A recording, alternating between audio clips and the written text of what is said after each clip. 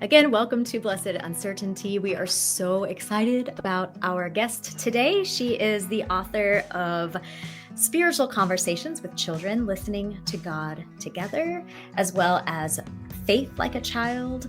Our guest today is a spiritual director for children and just all around lovely human being, Lacy Finn Borgo. Hi, Lacy. Hey. We are so honored and happy to have you with us today.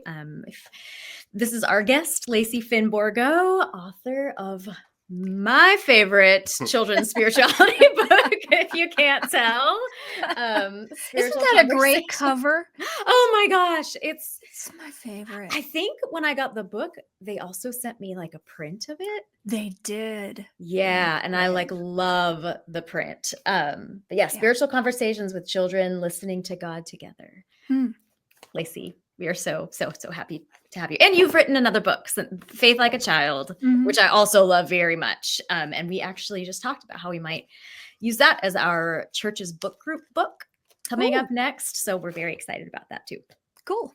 This has been my second Bible for the last, oh my gosh, I can't even tell you how many people I've recommended this book to. I've bought it for all of our child ministry workers. It's my first recommendation when anyone asks. So you just never know what the Holy Spirit is up to. Just really don't. I'm really glad. Yeah. Thank you. Yeah, I love it too. I take notes differently in my books, so if I hold mine up, you can't tell how much I love it. Just trust me. There are the right in your book people, and then there are that is a mortal sin. Right. Well, I also was using this for my most intense academic year when I went back to get my MDiv, and so I have put in thesis in my. Hey, that's handy. That is really handy. Well, I just would love it if you could just kind of introduce yourself and talk a little bit about the wonderful work that you've been doing with children, maybe how long you've been doing this work, and we can start there. Yeah. Well, I'm not a children's pastor. I feel like that's always a caveat that I should. I'm not a children's pastor. I've never been a children's pastor. I admire them greatly and feel like we should send more money to children's pastors and treats and many cups of their favorite beverage, whatever that might be. Morning beverage, evening beverage, doesn't matter. I'm a spiritual director, so I listen with people and I help them hear how God's presence is woven throughout their lives. And I meet with children in spiritual accompaniment direction at Haven House, which is a transitional facility for families without housing. And I started that work about 13 years ago. And I'm taking a little break right now. I'll be back to it soon. But I meet with kiddos in spiritual conversations and helping them hear themselves. That's really important, is with all the barrage of all that children could be hearing, to help them hear themselves is really important. And then I help them to also hear God in their life, whatever that might look like. And for kiddos at Haven House, there's a big range of what life can look like for them. I think I might have met you right around the time. I'm trying to think. We met around maybe at a conference. I was trying to remember the year. It might have been 2014 or 2016 or somewhere around there, because we had booths set up. We did next to each other at a children's spirituality conference. And I just remember feeling like you were such a kindred spirit, as Anne Shirley likes to say. Right. But I had no idea. I just feel like I had no idea even. I remember my first experience of being in a session with you was you led probably a lot based on what you've written in your book, or what you were writing, maybe getting ready to write, and talking about the importance of children's spirituality and honoring that innate spirituality. And I remember you did a practice with us where you asked us to recall a memory of God, maybe our first memory of God, and to draw a picture using our non-dominant hand. And I remember I had never experienced anything like that. And I remember going into that thinking, oh, I'm going to learn about how to help children. And it was such a moment of ministry and peace for me. And everybody felt that way. Like everybody in that room was like, oh, we just received spiritual direction. Like that was, and I had never experienced that before. And I'm wondering, did you always work with children? Did you work with adults first? Did you kind of like, how did you find your way into that space? I really have always worked with children. I've worked with children, I guess, since I was a children. I went directly from, being a child to working with children as an adolescent. And I think there are lots of reasons why. Some of it is I love their authenticity. I love how they just show up however they show up, So I think I always love that. There's something real about it. And then I had my own childhood wounds that I was working with. I mean, we're all working with them, whether we acknowledge we're working with them, we're working with those. And there was, I had some inkling. I'm sure it was the Spirit whispering. And for reasons unknown to me, I actually paid attention. That learning from children was going to help my own healing. And I mentioned in I think my book Faith Like a Child, and I think I even touch on it in Spiritual Conversations, that my early remembering of God was in a grove of aspen trees in the LaSalle Mountains in Utah. And I just saw these little glittering leaves above my head. It was fall. And I had this sense that, oh, hey, I think I'm not alone. And this was the early 70s. So parents were not keeping track of their children, perhaps, as they should. So I'm like wandering in the woods by myself. Yeah, good times. Actually, yeah, very good times. Yeah. But then my theological, my Sunday school training didn't connect that. And that's a deep sorrow. And that was a wound. I had the wonder first, but then I acquired this wound. And somehow in walking with kids, the Spirit gave me this gift of healing through being with them and seeing all the places where God is present with them in their lives. Do you think, as you were speaking, I resonated so much with that because I grew up in like the wilderness of California and just wandering around oak trees until it was dark, or until I saw a mountain lion on the hill and had ran inside. Those are some good survival skills you had. Yeah.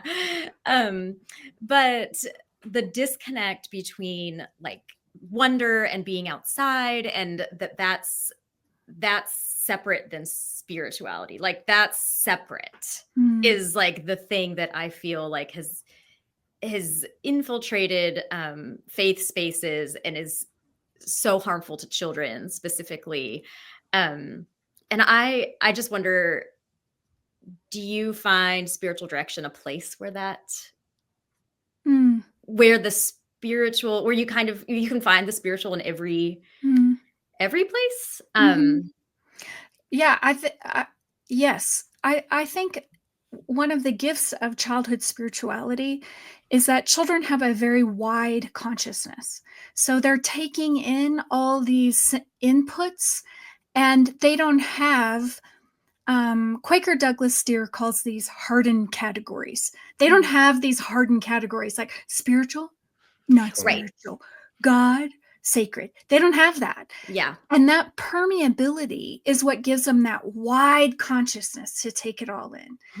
And what is beautiful about what I call the third half of life, and I know the math doesn't work, but I'm not a mathematician, so, is that we can come back and embrace that wide spirituality and that depth where our categories got a little deep, and we can be both deep and wide. And I think spiritual conversations is that place where we can both embrace the deep and the wide. We can say, oh, actually, these categories are permeable. And the hard conviction, I mean, that the Jesuits give us, which that God is present everywhere. Yeah. Everywhere. Yep. I'm curious about, it seems like everyone who takes children's spirituality seriously has near the front of the book that children are whole people. Yeah.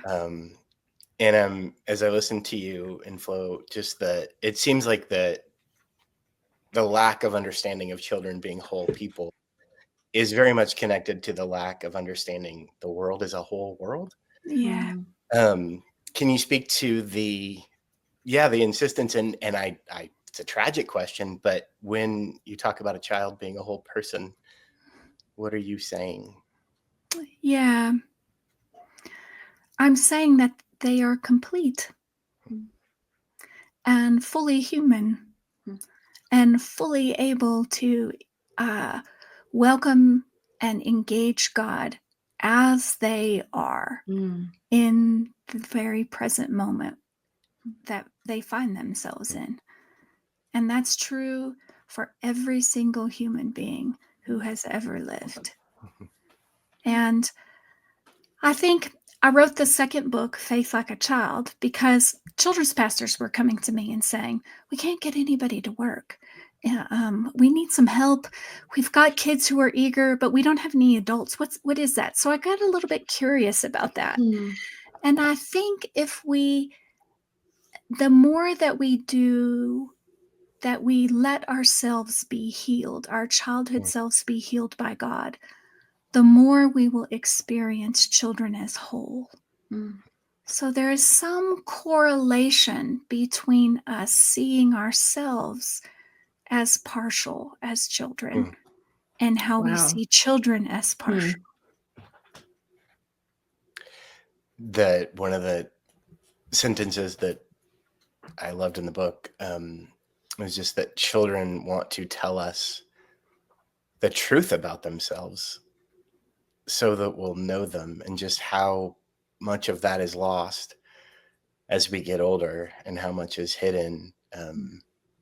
Just that desire I want you to know me, so I'll tell you about me, and what holy space that is to be invited into. It's the most precious vulnerability I think there is, to let ourselves be seen. And when children let themselves be seen and heard by us, it is like, it's a wonder we don't rip our shoes off. Yeah, and maybe C.S. Lewis is right. Were we to see children as they truly are, we would be tempted to worship them.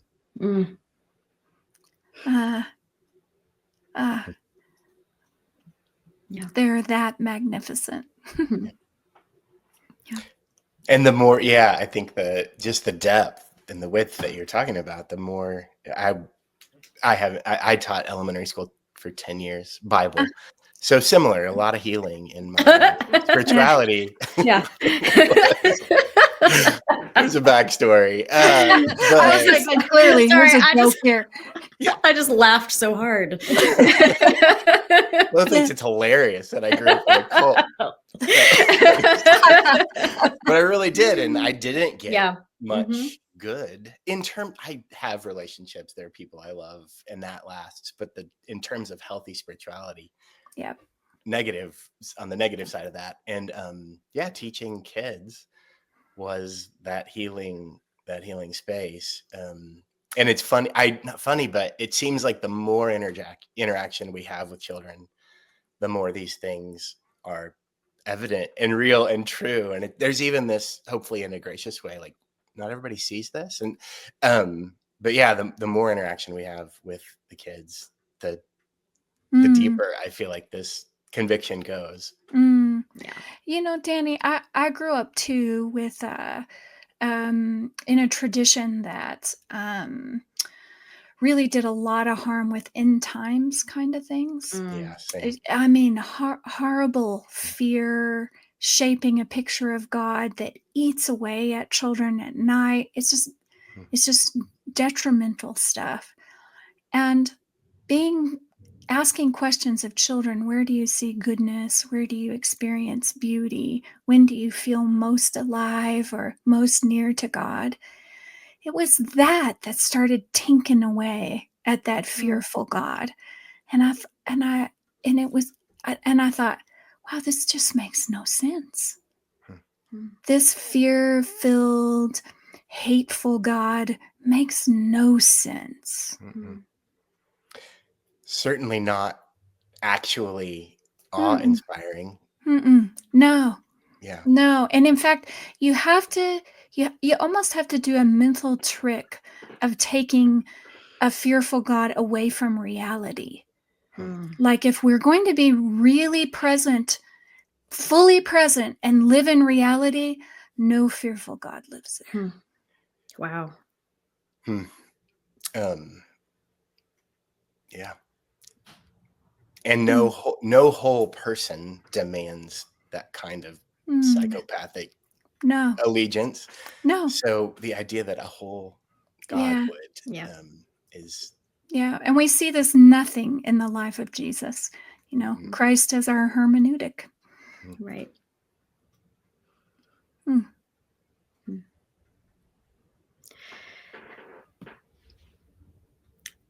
wondering if it might be helpful for folks to hear what like a spiritual direction session is kind of like with children. I got to take a spiritual direction training course with Lacy last fall, a year ago, and Tara McDaniel, both of you just wonderful humans, but felt really fortunate to be able to take this course and be also getting in practicum hours, doing spiritual direction at our church with some of our kids, and learning all of the things that you are saying are exactly what happened. Like, just there's no going in there and being like, okay, I'm leading you to God now. Like, that's not what it is. Like, that's not at all how it works. No. They'll be like, oh, let me show you how I can X, Y, and Z. Right.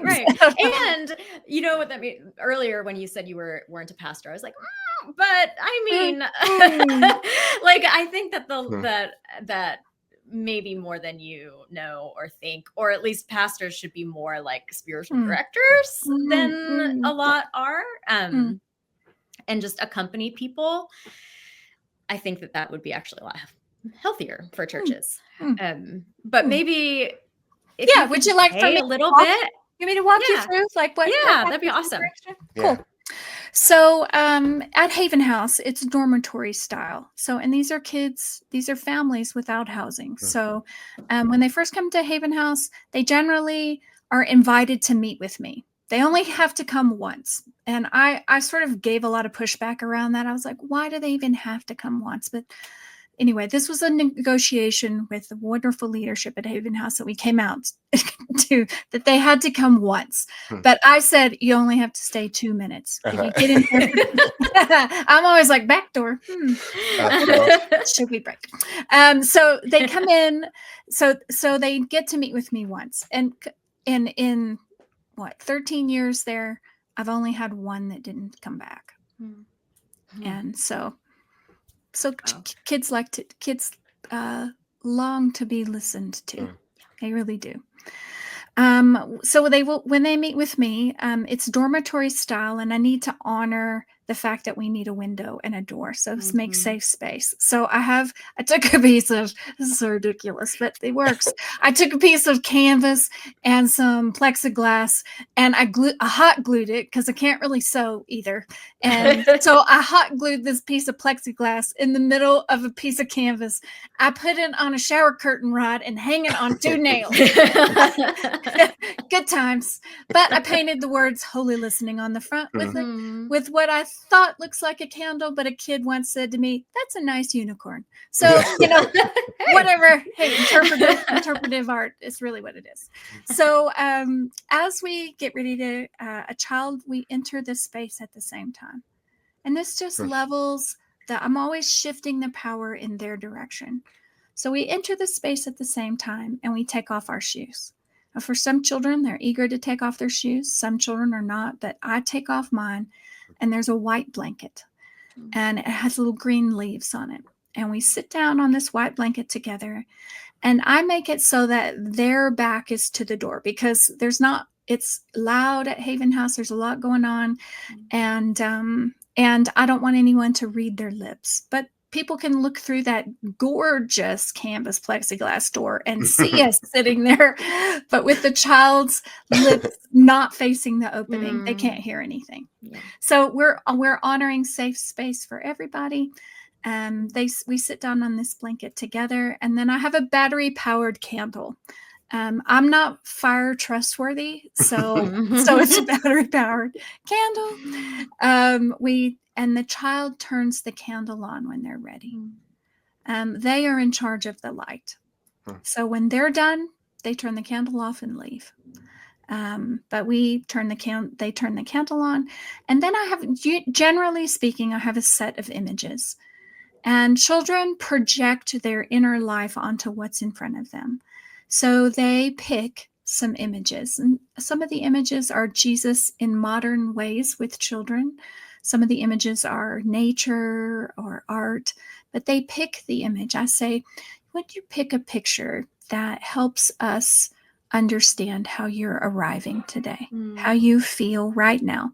So they pick it and they put it on a little plastic easel by the light. And in that, we're creating sacred space right in the middle. This is actually the toy room at Haven House. So there are broken down toys that line the wall. So, it's like rife with distraction. Good times. But we're staying on this white blanket. They pick the image. And then there's like a rhythm in what we call this holy listening. And that is there will be a different opportunities to recognize. So we're listening for what recognize in your life where there is goodness, beauty, truth, wonder, awe. And those are fingerprints. I call them God's fingerprints in the world. And then the second movement will be to respond to what we recognize. So I will have on either side of the blanket 1 or 2 options to recognize, 1 or 2 options to respond. And I have little holy listening stones, and they have just some random simple drawings on them. And again, the child will pick 3 stones to tell 3 stories about something good or beautiful or true, or any story that they want me to hear. And then they tell those stories. So that might be one. Another might be, the little characters from Inside Out. So at some point you could get those when Kmart was around. So this is how long I've been doing this. There was a Kmart at the time. And I have a little bag of those characters. And so they could pull them out or tell me 3 stories that have to do with anger or joy or sadness. So they're projecting some stories onto these. I also have a set of stuffed creatures. One is shaped like a drop of water, one is shaped like fire, and the third is like stone. So is there something in nature that tells of goodness, of goodness, beauty, or truth? And so they tell me those stories, and I listen. And I ask them open-ended questions. How is that for you? If they come in with God language, I will use God language. If they don't, I don't. And that's key. And I learned this early on. with 2 children, and all names, by the way, and all details have been changed to honor their stories. One was with a child who he and his mother had left their home due to domestic violence, and the church had supported the dad. So any God language was not friendly for this young friend of mine. So saying, how does God love you, or how have you experienced God, would be like, God rejects us. So that's not helpful. So I don't use that language. I would say, tell me what good happened today. And he'd tell me about, the lunch lady who gave him 2 desserts. God's presence in the lunch lady who gave him 2 desserts. Another one was another young fellow who, when his sister died, everyone said that Jesus took his sister because he needed her. Well, he did not want anything to do with Jesus, who took his sister. Right. And no one, actually, there's a lot of church involvement at Haven House, and everyone keeps talking about Jesus, and I realize it resonates with a lot of people. But for this little guy, he's like, no, thank you. Yeah.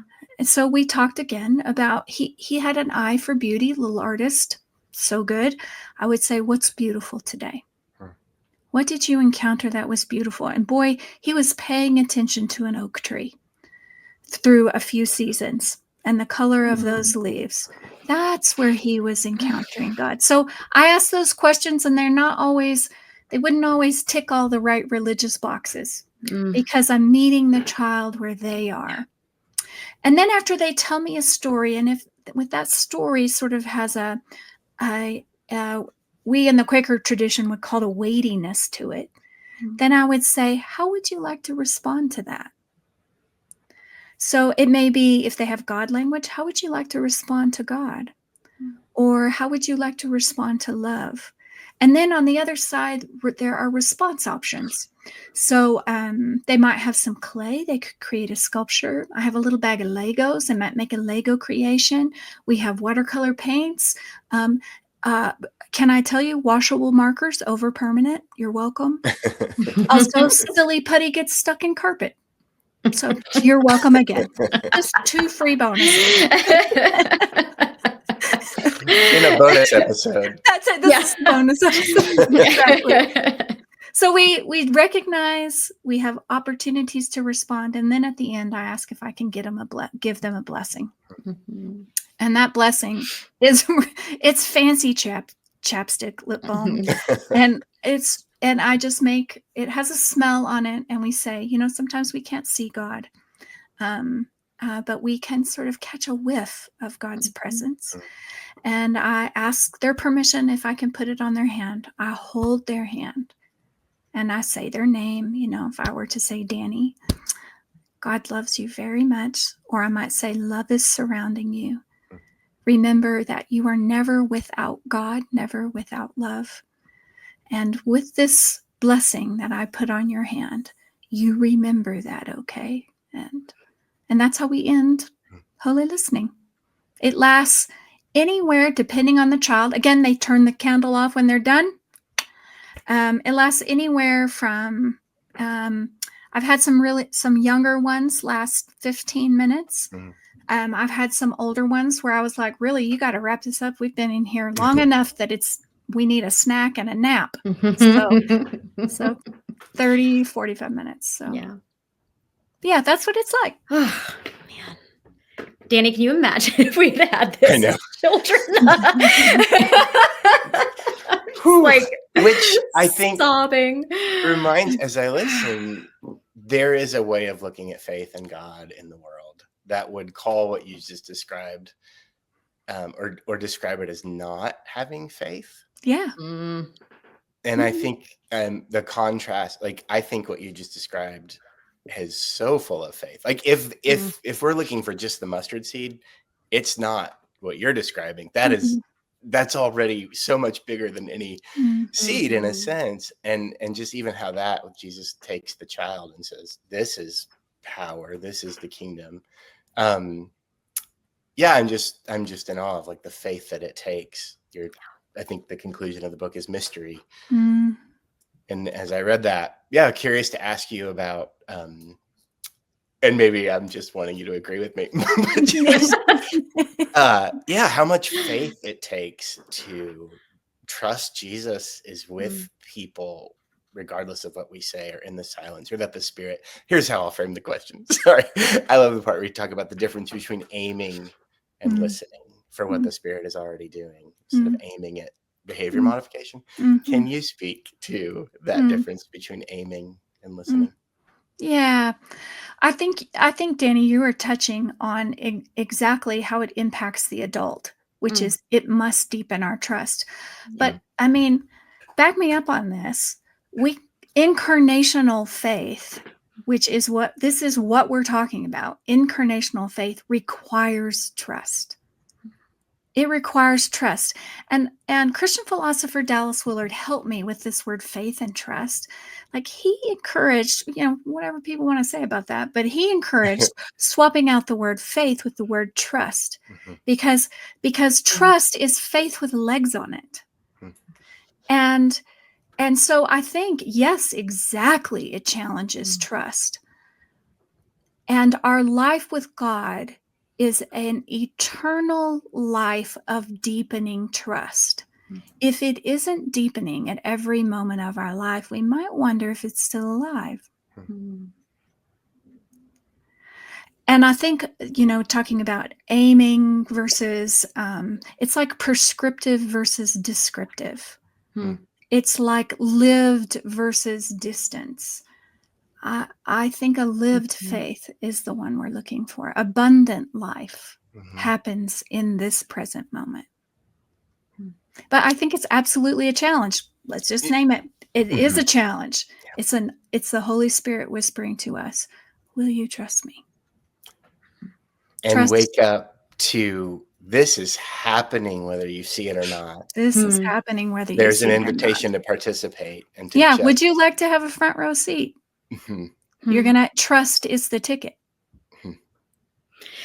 Yeah. And to build on this, like I remember in our course, there being a lot of emphasis on not making meaning for the child in those spaces also. So even when the big profound moments happened, like hold it in. I had a moment this week with a story I was telling, because we use godly play in a lot of spaces I'm in, and wonderful, and telling it to a group of kiddos that I don't know that all of them have any faith background, so maybe not any God language, but we were talking about the light and how people love this light so much they want to be part of it, and lighting the candle. And a little child said that the candle flickering looks like a heartbeat. And I was like, oh my gosh, like, okay, hold on. You want to I just, the sermon opportunity was loud. Right. But just in those moments, glimpsing that and being able to let that child have that as that moment and not making it more or less. And I think just your insistence on giving children agency is so important, like that they don't have to come back, that they don't have to receive the blessing. Like there's so much there that is sadly missing from a lot of faith spaces. I think when we are more aggressive, I'll use that word aggressive, when we make meaning for the child, or when we fill the space for the child, or when we don't let them have their decisions. Like some kids say they don't want a blessing and they leave. They're done. Yep. They might in the middle of holy listening be like, I'm done, light off. I'm like, oh, we didn't get closure. I need some closure. But, right? When we do that, when we hold ourselves back, what we end up doing is we give them the opportunity to hear their hunger.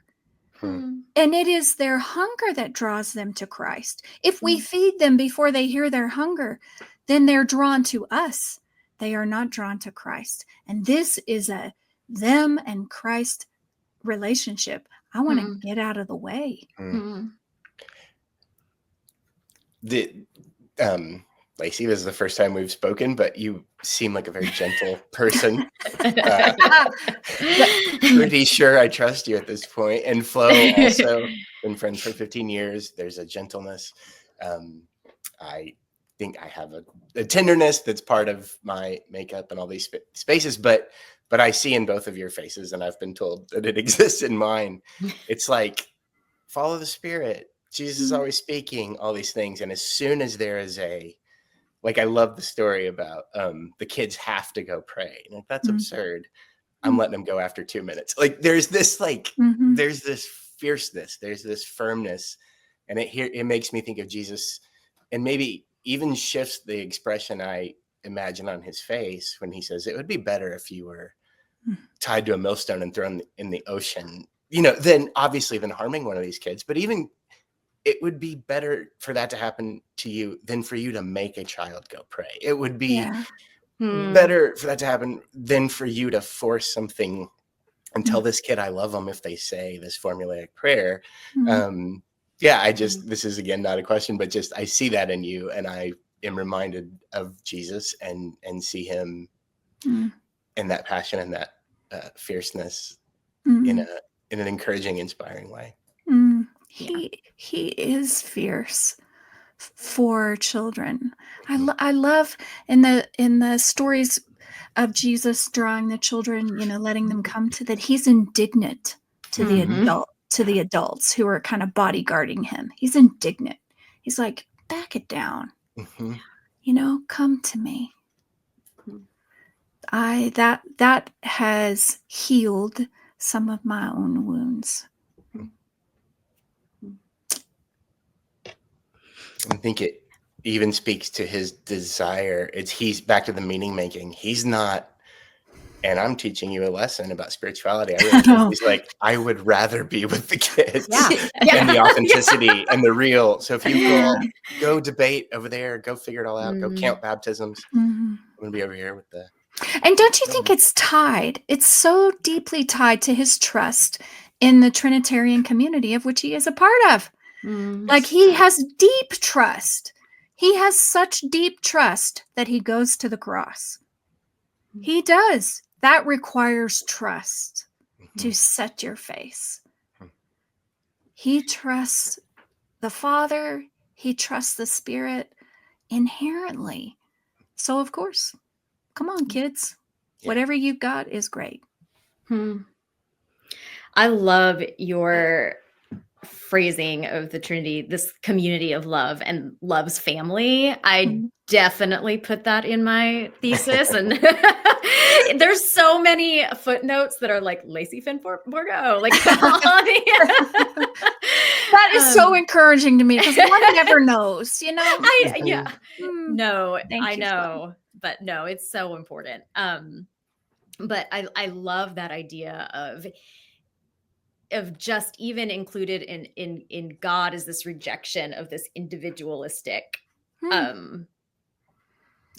life that Western Christians have adopted, that it's like, this is a family of love that you are invited into and that you're part of it. Ultimately, it just doesn't hold. Individualism doesn't hold. You might pull it off for a day, maybe, but it doesn't hold. We're not made from that. We're not made for it.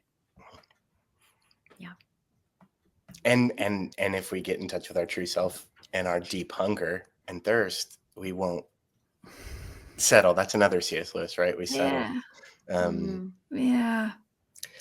I'm curious. You talked a little bit about your childhood and there being trauma and wounds and that, and you've mentioned Dallas Willard and Quakers. Did you have a journey to becoming a Quaker? Because Flo and I would love to just take these things out and join you on the Quaker journey. When we got into this thing, I was like, shoot, I don't have a collar. There's some humor in this. It is like I don't think at this point, I don't know if you've seen the like little logo we have, but it's like two priests shrugging like Elmo with the collars. So it's like that, you know. We're kind of making fun of the college Yeah, wearing yeah, that, if that makes sense. No, yep. Um, I mean, my journey to my seminary education is at a Quaker school. So it was I started at George Fox. So they switched their name halfway through to Portland Sim, but my doctorate is from George Fox. And I would say we're probably working at about 30 years ago is the first time I read Richard Foster. And that stirred something deep in me. So I did attend an Anglican church, and actually COVID put the kibosh on that. That's a longer, different story. But one of the things I've sat with Quakers since 2022 in our local town, and really it's only about sometimes 5, sometimes 12 if it's Easter. Not really. but of us, we have a Quaker meeting, and it's unprogrammed in the basement of a Lutheran church who lets us rent a room. But when I'm in Boston, I go to Quaker meeting in Boston. And but it has a bit of that root for me it has to do with the accuracy and generosity for which Quakers see children. And indeed, every human being.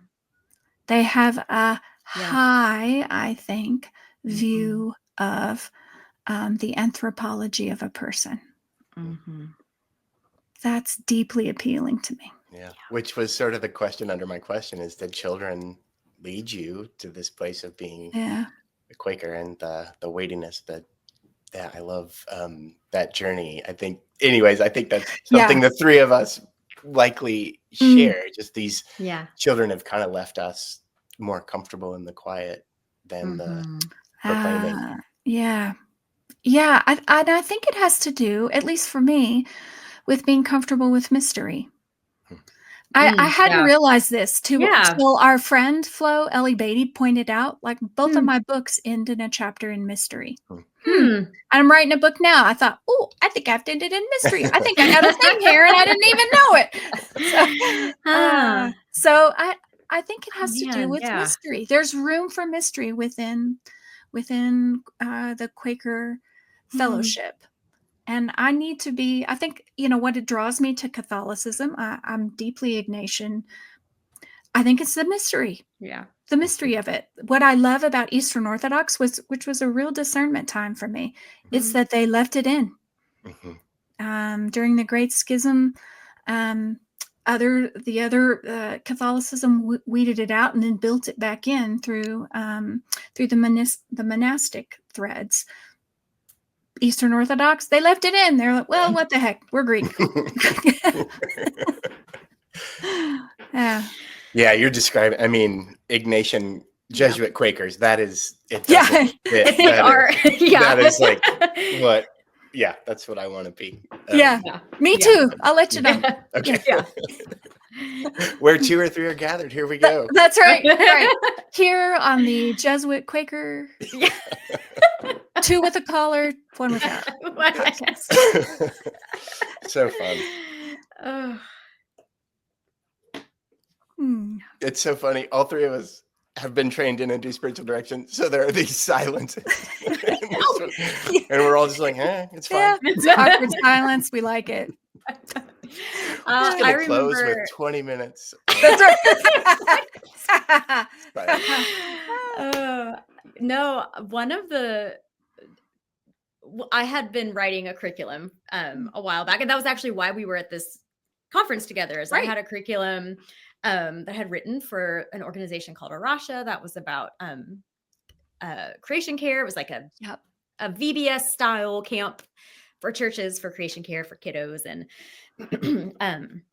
a lot of at least in the curriculum, at least once a day, we wanted a mindfulness, contemplative kind of station. I always joke it's like the VBS for introverts, but I think every kid, introvert or extrovert, really loves it, or resonates with it and wants a moment of quiet. But adults are so scared. They're so scared of like, what if it feels awkward, or what if they start talking, or what if this happens? And I've never thought about it as being comfortable with mystery as being a link to being comfortable with silence. But this is like just blowing my mind, because I'm like, oh yeah, I think the folks that have the hardest time would have also been the ones that want like a script and answers, and this is how you do the thing. And I'm not wired that way. And so I think, being able to sit in silence feels natural. But I was always surprised, like the adults were so scared, and I would just want to be like, just try it. And then they do, and then they're like, I can't believe it. I can't believe like all these kids are, like almost falling asleep in the grass. They were so like, isn't it? And so much of the fear in the mustard seed faith that I think has less faith, even the question of, well, who will tell them they need to repent? Who will tell them to be convicted? And you have a lovely story, I think, a 14-year-old who, in the space where you say the Holy Spirit can go places I can't. Can you tell the story about this 14-year-old who the Spirit took to conviction? And again, the phrase you use is she realized she wasn't living her true self. Just how in that space. You'll have to remind me, is that the one who took money from her mom's wallet? Mm-hmm. Yeah. Well, I would have to reread the details of that story, which I haven't read recently. But that is very common, that if we will give children the opportunity to listen to themselves, that they actually, I love the definition of confession as being to tell the truth about ourselves. It is to tell the truth about ourselves. And I'm convinced that when we confess, when we feel conviction, we should feel better once we say it. If we feel worse, then we probably weren't confessing. Wow. We were probably groveling in shame and forced guilt. Yep. So anytime that there is conviction and that we confess, we should feel better, actually. It will lead us to a consolation. I mean, that's simple Ignatian spirituality. It will lead us to a consolation. If it doesn't, probably we are more strangled than we are free. Yeah, truly just nothing to be afraid of or ashamed of with our true selves there. So freeing. Yeah. In my own life too. I mean, right? every time Lent rolls around, I'm like, okay, whatever practice I choose, I will want to be discerning that it leads me into freedom, or else it's leading me away. Yeah. I don't know if this is like great podcast material, but this is something I learned about a year ago. Have you heard that when Ignatius was brought in and they decided to make him a priest, which he wasn't real gung-ho about, he had to go back and learn with children. He did, didn't he? And that to me that's where it all became magical, is him having to go to that space and learn all of these things as an adult, but with children, and just, the wonder that he brought to the world. Make you wonder, Danny? Like, what did he learn from him that he brought to the exercises? Yeah. What did he learn about imagination? What did he learn about humility? I mean, Ignatius was always accommodation. Like, one of the Ignatian, principles is to accommodate. Directors accommodate. Did he learn that from the kids? Yeah, it's so freeing, opening. I love it so much. I read Daniel Berrigan, a favorite Jesuit of mine. He told a story about how Ignatius, when he was an old man, just cried all the time at the beauty of the world, and that he refused to pick a flower because it belonged to everybody, not just him, and just that space of I'm part of this, the wholeness that we spoke of at the beginning, that just such a childlike wonder. This is, again, I'm just going to follow your thread, whether it's podcast material or not. I think it's great. I don't know. Good times. We're having good times. I went to Manresa this summer, and I did an 8-day spiritual retreat where Ignatius, Saint Ignatius, got the exercises in the cave. Oh, wow. Yeah, it's a contemplative retreat. So it was like 8 days of silence and like 5 hours a day of meditation. Holy moly. It isn't right. Mm-hmm. Yeah, that's another podcast. I hope you took Jenga. Yeah, that is the truth. I was talking to everyone by the time it was over.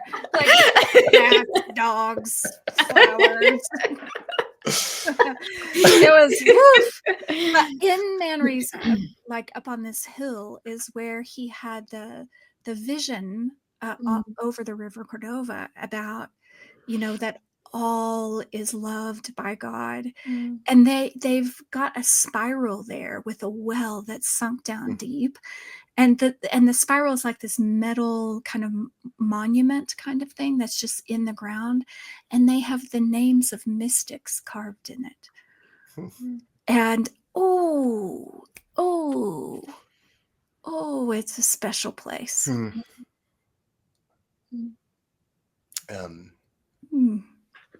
Yeah, it's where the deep and the wide of God just sort of reaches out and holds every living thing, from flower to human. Flo has a song I think you would love. It's called "It Doesn't Have to Be That Hard." And these spaces, they're not always easy, right? Like I'm a father of 4, and if they start a podcast about what a good listener I am, it might be a short podcast. So it's not always easy, but it's simple. Yes. That thin space of the mystics that are just aware of the simplicity in the grandness of it all. Yeah. I'm glad I told us that story. Yes. Following that, I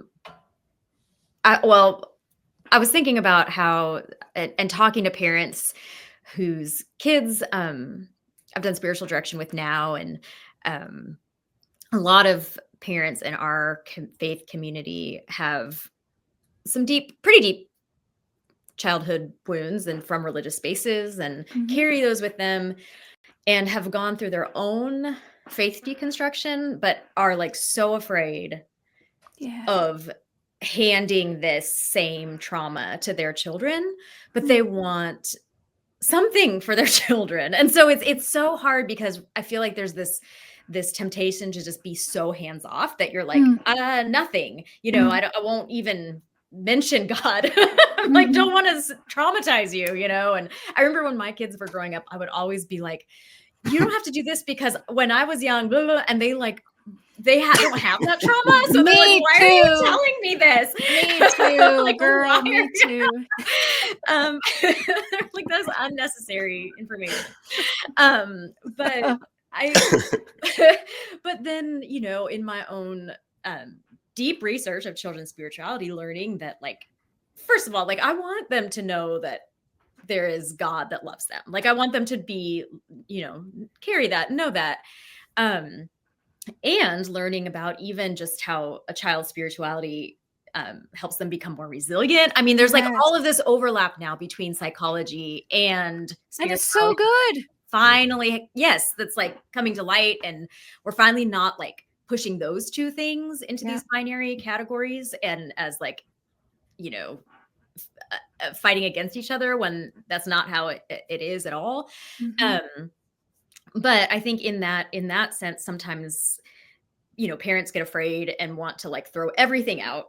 And so the parents that I'm talking to a lot are like, how can we keep some semblance of faith? How can we nurture our own children in their spirituality, give them agency, lead what they're doing, And I wondered if, a lot of times these parents have come out of these faith spaces where it's like, here's the book, here's the devotional that you do with your kids every day for 30 minutes or whatever. And it's like, that is not, nobody, that doesn't work. And nobody wants to do that anymore. Like, especially you're just talking about post-COVID, like nobody wants to like go to a place, go anywhere, like let alone like we're going to start a devotional with our kids. And that's just not compelling or appealing to me as a person. So why would my kids want to sit and do a workbook or something?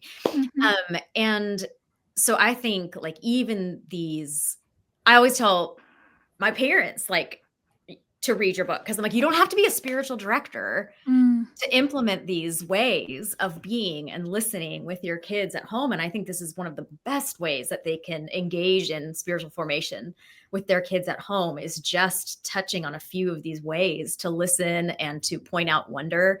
And so I wondered if you had just like a couple of tips for parents if they were, if they were curious about how to engage in spiritual conversations with children. I know you have some in your book, but if you could maybe tell us a couple of ways for maybe our parents and caregivers that are. Sure. I think one that I've never thought of until just now when you asked me. I mean, I'm asked this question a couple, fairly often. So I have like the two canned answers that are in my head. But one just came to me that I never thought of before, which is, if we want to be fully present to our children, that includes our spiritual life. So if we don't tell them, I mean, we don't have to give them the gory details. There are some things that are just private between us and God, but that's how we're fully present. If I'm having a bad day, and my kids know I'm having a bad day because I'm a little bit prickly. So I might say, gosh, guys, I'm a little bit prickly today, but I'm talking to Jesus about it. And I'm trusting that he's going to help me not be a jerk later. It's as simple as that, letting them in on our full presence, which includes our life with God. So I wonder about that. My canned answers are, one is help them know the Gospels. And you don't have to sit down and do a devotional on the Gospels, but over a meal, tell a story about Jesus that you know. I mean, one that I've been living in for about the last week has been when the friends let their paralyzed friend down from the roof. They pull the tiles off. And for the first time, I've been a Christ follower reading the Gospels since the 4th grade. For the first time, I thought, man, that had to scare the crap out of that paralyzed guy to be drug up to a roof. And I thought, man, he really trusted his friends. So I wanted to just tell those stories. Tell those stories when you're at the McDonald's and dipping your French fries in your milkshake, because you should. If you're going to go to McDonald's, you should do that. In regular, let the stories from Jesus's, not only his birth, his death, and his resurrection and ascension, but his life be part of your everyday vernacular. And that way, when a kid says, I'm having this thing happen at school or whatever, you say, is there a story from Jesus's life that might speak to that?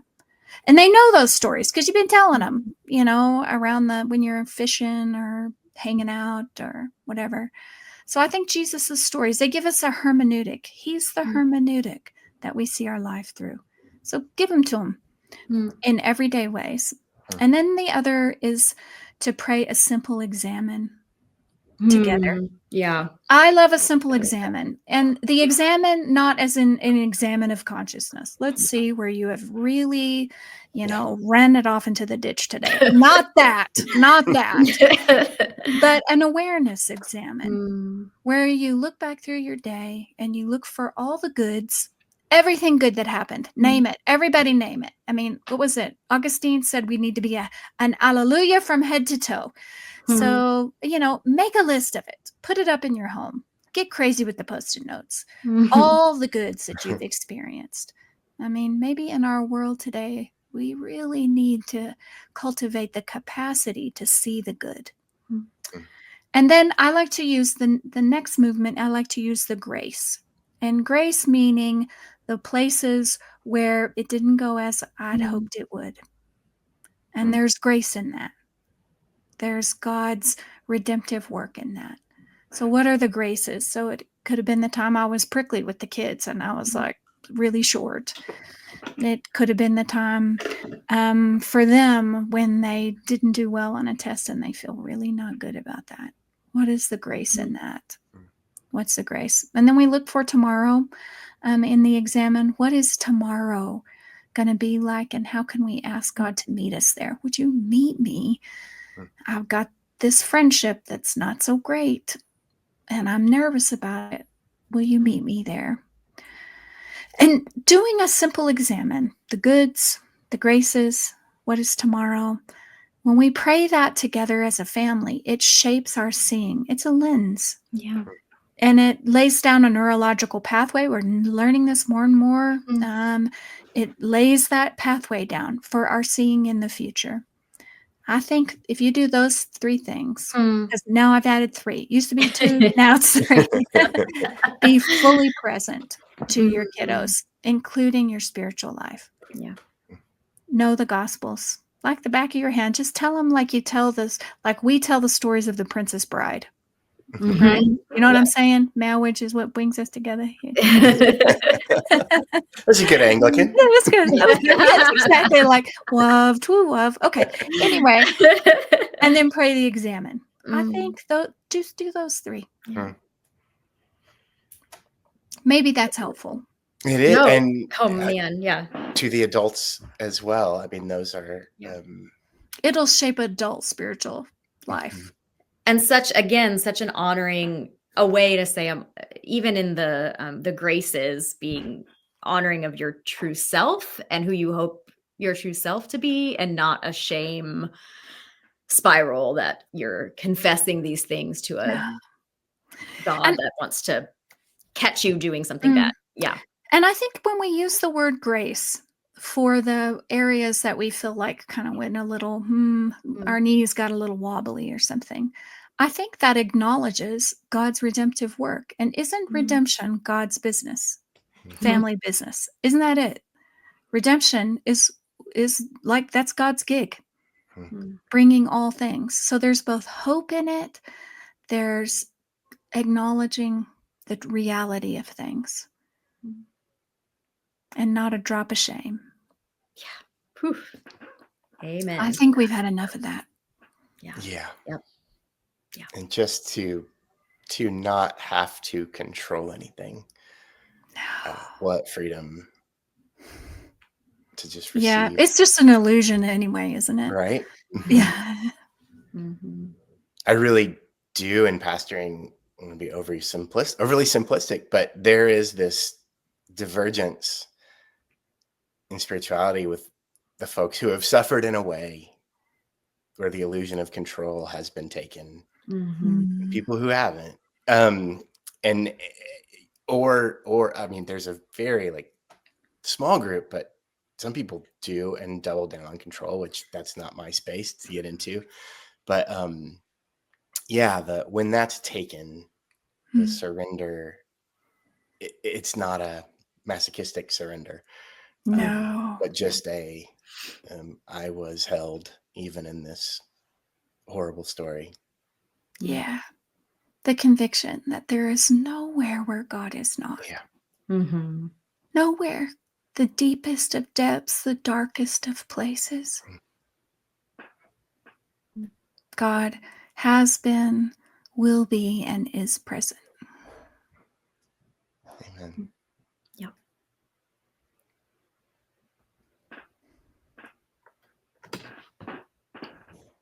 Thank you. Oh. Thank you, Lacy. For being with us. So good to meet you. Oh man! Now I feel like I need to go on a road trip so I can meet you in person, Dan. Yes. Come on. Yes. Come on over. Come on over. I'd love to have you, and just a joy. And I'm excited to read the book you're writing, and also Faith Like a Child. Yes. That is up next at St. Mary's. Yeah. Awesome. So Yeah. I got to read that. I think I actually listened to it. So I listened to your sweet voice while I was on a mini sabbatical last summer in California. And so it was the perfect thing to listen to. Yeah. Well, you heard me. I think I told our class that in recording that, I had to say I hadn't thought about having to pronounce the words I wrote. And I had such a hard time with unfathomable. Oh, yeah. No, 7 totally takes of unfathomable. No. Well, thank you again so much for being with us. Lacy Finn Borgo, author of Spiritual Conversations with Children, Listening to God Together, and Faith Like a Child, and something new coming out.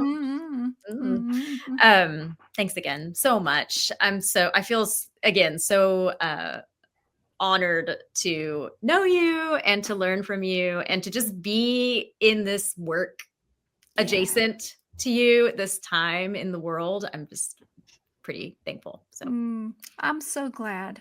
I'm so glad we're all on this planet at this particular time, listening as best we can. Yep. And I guess we are all co-founders of the Jesuit Quakers. That's exactly right. We're the original members, I feel. The first step in children's spirituality is bylaws. So somebody write that up so we can get nonprofit status. That's right. Thank you so much. You're so very great welcome. to be together. Thank you. Hope you have a great day. Peace. Bye, friends. Bye. Thank you for listening to another episode of Blessed Uncertainty. Special thanks to Kyle Locke for producing, his brother Adam Locke for our logo, and Jay Lind for our theme music.